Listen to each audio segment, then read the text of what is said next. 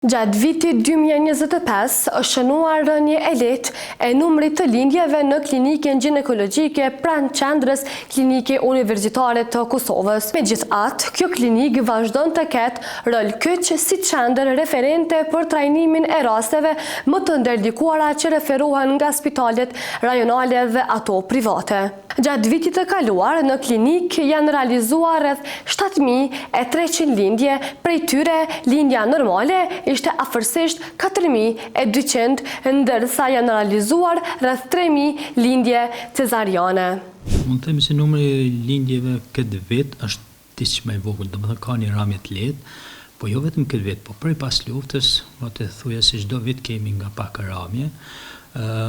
Arsyet janë shumëta, mund të jetë arsyeja për shkak që puna, tash lindja mund të kryhet edhe për klinikat private, që ka shumë, është një numër i madh e klinika private që kryejnë lindje këtu në regionin e Prishtinës, pastaj spitalet rajonale punojnë pak më shumë ose më mirë, do të thotë se para disa viteve, edhe andaj mund të kryhen shumë lindje, kështu që është një ramje e lehtë.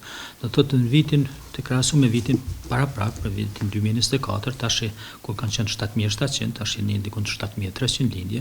Lindje spontane janë 4.280, ndërsa me lindje me prerje cezariane në 2.995.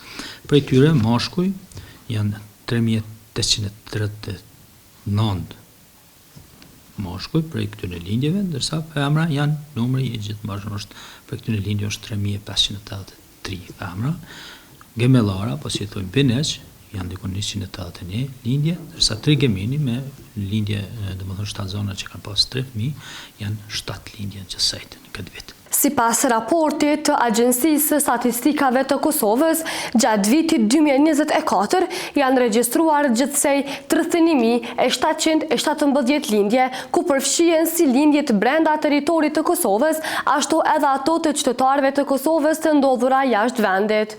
Vetëm brenda Kosovës, numri lindjeve të regjistruara ishte 21.487 lindje, nga këto 11.115 ishin foshe meshkuj ose 51.7%, ndërsa 10.372 ishin femra ose 48.3%, duke treguar një përqindje të lehtë më të lartë të lindjes së djemve në raport me vajzat.